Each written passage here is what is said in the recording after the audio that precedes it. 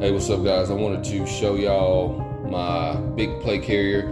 This is the Warrior Assault Systems DCS. I just kind of do an updated video of it, something kind of quick and to the point.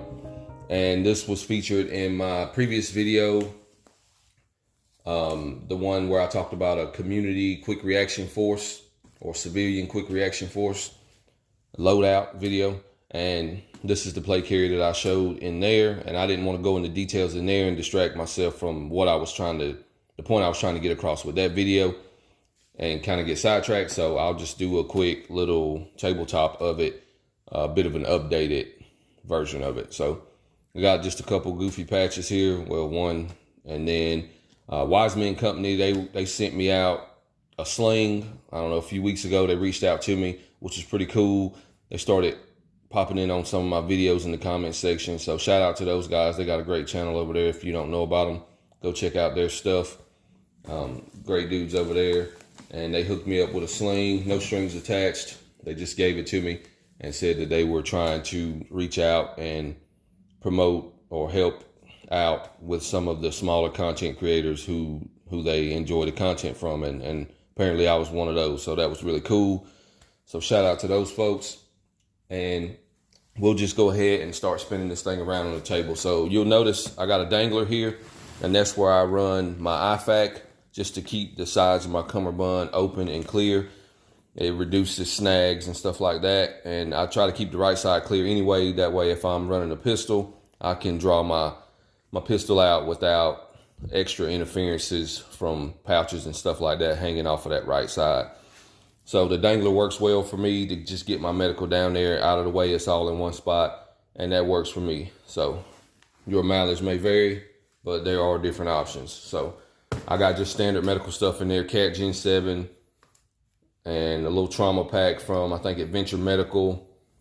And I got some wound packing gauze and Israeli trauma dressing, the 4-inch size from North American Rescue. So pretty straightforward there.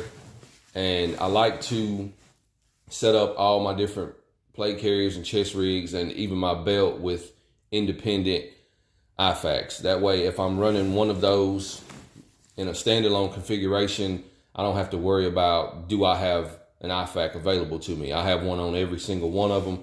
And then that way, it's just not an issue for me, and I don't have to worry about borrowing a IFAK from one chest rig or plate carrier or belt or whatever and transferring it back and forth, and then I'll end up losing track and not having it when I need it. So that's why I just build out each individual piece of kit as a standalone, and I'll make sure I cover my IFAK on each one of them to some degree or another. You know, at least a tourniquet and some wound packing stuff, and just cover the standard basis for an IFAK on each one of my kits. My belt is included in that as well. It has its own IFAK.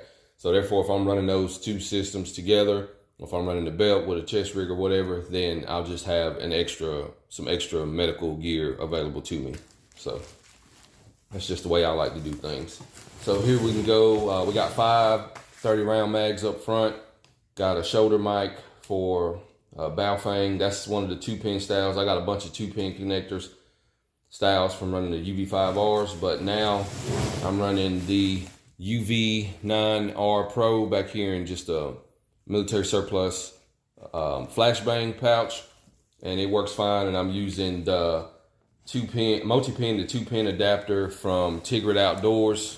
So I picked that up a couple weeks ago, and got all those cables just managed here in the side plate pocket. And this carrier will accept side plates, but I'm not running side plates right now. You can see the inside. You got this little mesh liner that kind of is supposed to help with breathability, and you know, when you start sweating and stuff, it kind of absorbs that. I don't know if they figured out how to make anything spectacular for that, but this seems to be pretty common in a lot of plate carriers, and that is what this one has. So moving on to the back of the plate carrier, I got the Condor. This is the Tide Pool, I think it's called. And I liked it because it was very streamlined, and it fits this plate carrier quite well. It just mollies straight on there, so it's on there to stay. And it doesn't like zip on or off like some of the cool guy shit does. But that's fine for me. And then in here you get just one single extra pouch separate from the bladder, and it goes up into here too. So you can fit various items in there if you need to. And I just got some flex cuffs in there. And if you got a buddy or you're working in some sort of a team or squad, then you can get one of your buddies to access that little pocket for you and give you what you may need out of there. It does have a drag handle up here, and it just Velcros down out of the way. Also, I forgot to mention that I just dummy corded my UV9R to one of the MOLLE straps back here with a piece of gutted 550 cord. I figured why not? It's just too easy to go ahead and tie that down, and then we don't have to worry about it getting lost, even if the pouch comes loose or it gets knocked out of there or whatever. So one thing I do like about this plate carrier, excuse me, is that it has a stiffener in the cummerbund on both sides, and that helps it to retain its shape, especially if you're running some extra weight on there or anything, or if you add side plates, it doesn't want to slouch and kind of get all saggy and wonky on you. It stays upright pretty well, and it's got that rigidity to it. So I do like that. And then back out here to the front, like I said, just very simple and very straightforward. And I routed my hydration hose through the shoulder pad here on the left. And then it does have another little cable management piece right here with Velcro.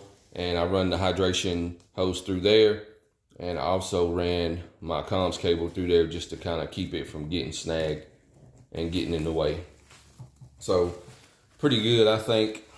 It works for me for what I need it for, and I think it's a decent plate carrier for what it is and for my purposes as a civilian. So no problems, no real complaints there. Like I said, I don't think any of them are probably really all that great. Once you're wearing them for a while, I think there's going to be a certain level of suck to them, and I think that's just the way that it is. And then inside for plates, I'm running the RMA 1155 level 4 ceramic, and I went with the multi-curve, and that does help with a little bit of added comfort. And so for what it's worth, I mean, it's not going to be comfortable really, in my opinion. I've never had one that was really all that comfortable after a while of wearing it, but the multi-curve plates do help to kind of contour to your body a little bit more than what a flat plate would. So I have been a fan of multi-curve plates for quite some time now. Costs a little extra, but I think it's worth it.